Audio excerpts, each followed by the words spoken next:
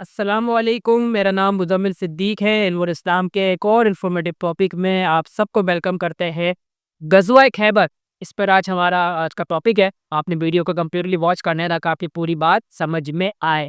غزوہ خیبر کو مختصراً ہم یہاں پر ڈسکس کریں گے، اور مولا علی علیہ السلام کا اس میں کیا کردار تھا اس جنگ کے اندر، وہی جانیں گے۔ غزوہ خیبر جو تھا مدینے سے تقریباً 1600 کلومیٹر دور یہ جگہ بتائی جاتی ہے، شمال کے اندر، اور 7 ہجری میں یہ جو ہے جنگ ہوئی ہے۔ خیبر کا یہ واقعہ پیش آیا ہے۔ اس میں ہوتا کیا ہے، یہودیوں کے بعد ایک علاقہ تھا خیبر کے نام سے، جو یہودیوں کے قبضے میں ہوا کرتا تھا، اور جو یہودی تھے اس وقت کے، وہ مسلمانوں کے خلاف سازشیں کر رہے تھے، اور وہ مسلمانوں کے لیے اس وقت خطرہ تھے۔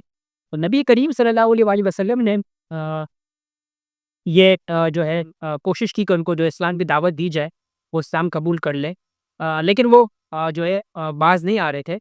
تو بالآخر پھر جو ہے آپ اپنی جو ہے اپنے اصحاب کے ساتھ خیبر کے مقام پر پہنچتے ہیں، جس میں مختلف علاقے بتائے جاتے ہیں، جس میں قلعہ دشاق، قلعہ سماک، اس طرح کے تھے کچھ نام ہیں۔ یہ جو قلعے ہوتے ہیں، جو علاقے اس ٹائم، اس وقت ہم کو ہم علاقے کہتے ہیں، فلاں علاقہ فلاں، اس وقت یہ قلعے کے نام سے وہاں پہ جانے جاتے تھے۔ اب نبی کریم صلی اللہ علیہ وآلہ وسلم صحابہ کرام سب وہاں پر خیبر فتح کرنے پہنچ گئے۔ جو پورا جو علاقہ تھا، جو مختلف قلعوں میں تقسیم تھا، اسے خیبر کا علاقہ کہا جاتا تھا۔ تو اب جب نبی کریم صلی اللہ علیہ وآلہ وسلم وہاں پہنچے ہیں، تو اب وہ یوں ہے کہ مسلمانوں کے جو درمیان یہودیوں کی جنگ ہوئی آپس میں، تو مسلمانوں نے تقریباً جتنے بھی قلعے تھے ان پر فتح حاصل کر لی تھی۔ جتنے بھی قلعے تھے اس پہ فتح حاصل کر لی تھی، لیکن ایک جو قلعہ تھا، اسے قلعہ کموس کہا گیا، وہ قلعہ جو تھا وہ فتح نہیں ہو رہا تھا۔ یہ جو قلعہ تھا، قلعہ کموس، یہ خیبر کا مین، جسے ڈور کہتے ہیں، مین دروازہ جسے کہتے ہیں، وہ بتایا گیا ہے تاریخوں کے اندر۔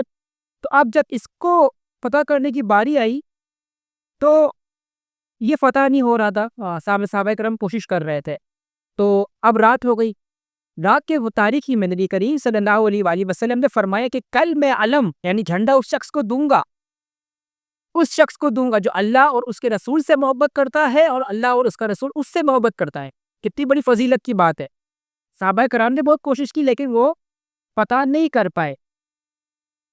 لیکن جب قلعہ کموس کو فتح کرنے کا اب وقت آتا ہے، تو اب نبی کریم نے ایک شخص کے بارے میں یہ فرمایا۔ وہ شخص کون تھے؟ جب صبح ہوئی تو حضرت عمر فاروق رضی اللہ تعالیٰ عنہ نے، روایت میں آتا ہے کہ حدیث میں ہمیں ملتا ہے کہ انہوں نے بھی اس رات اس خواہش کا اظہار کیا کہ کاش وہ شخص میں ہوں، نبی کرے مجھے وہ جھنڈا دے۔ اس سے پہلے میرے دل میں کبھی خواہش پیدا نہیں ہوئی تھی، لیکن اس موقع پر میرے دل میں بھی خواہش پیدا ہو گئی کہ کاش وہ شخص میں ہوں، مجھے نبی جھنڈا دے۔ جب صبح ہوتی ہے تو نبی کریم صلی اللہ علیہ وآلہ وسلم اصحاب سے پوچھتے ہیں، اپنے صحابہ کرام سے پوچھتے ہیں کہ مولا علی کہاں ہے؟ صحابہ کرام جواب دیتے ہیں کہ مولا علی علیہ السلام اس وقت ان کی آنکھوں میں تکلیف ہے، وہ آرام فرما رہے۔ نبی کہتے ہیں کہ ان کو بلا کر لاؤ۔ جو نبی مولا علی جو ہے نبی کی خدمت میں حاضر ہوتے ہیں، تو نبی کریم سب سے پہلے اپنا لعاب دہن یعنی اپنے تھوک مبارک آپ کی آنکھوں میں ملتے ہیں، جس سے آپ کی آنکھوں کو شفا مل جاتی ہے، اور ایسی شفا مل جاتی ہے کہ جیسا کہ پہلے کبھی درد ہوا ہی نہیں تھا۔ سبحان اللہ۔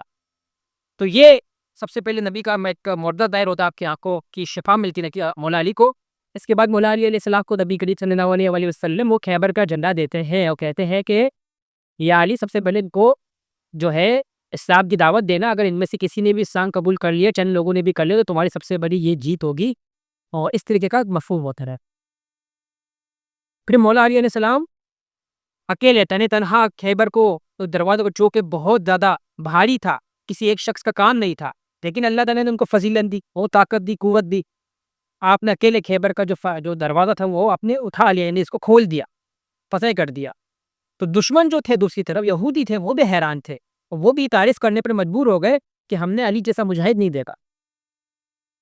تو یہ پھر جو اس وقت جنگ ہوئی، اور بعد میں جو ہے مولا علی علیہ السلام کی اس میں جو ہے یہ فضیلت، جو سب سے بڑا جو اس میں مارکا پہ فضیلت جو سامنے آئی، وہ یہ تھی کہ فتح خیبر، جو اس کو آپ آج بھی یاد کرتے ہیں، آگے مسلمانوں کے دل و دماغ میں یہ واقعہ تازہ ہے، اور تقریباً 1600 کے قریب جو ہے تعداد بتائی جاتی، صحابہ کرام قریب 200 افراد اس میں سوار تھے، باقی جو تھے پیدل یعنی پیدل جا رہے پیدل انہوں نے سفر کیا، تو اس کا اب یہ مطلب بھی نہیں کو سمجھے کہ مولا علی علیہ السلام نے اگر اس کو فتح کر لیا اکیلے تو اس کا مطلب یہ نہیں ہوتا تھا دوسرے صحابہ کرام جو تھے ان کی فضیلت میں کمی آ گئی، نہیں ایسا نہیں، انہوں نے بھی کوشش کی، ہر صحابی نے اپنے جگہ کی فضیلت اپنا مقام ہے، لیکن جو مولا علی علیہ السلام کی فضیلتیں ہیں جو رتبہ ہے وہ ہمیں بیان کرنے میں کوئی ہمیں آر محسوس نہیں ہونی چاہیے، جیسا کہ میں پچھلی بھی پہلے بھی کئی بار اپنی ویڈیوز میں عرض کر چکا ہوں۔ تو یہ مختصراً ہم نے جو خیبر کا یہ واقعہ تھا، مین جو اس میں بیان جو کرنا تھا وہ یہی تھا کہ مولا علی علیہ السلام نے کس طرح اپنے جنگ میں جو ہے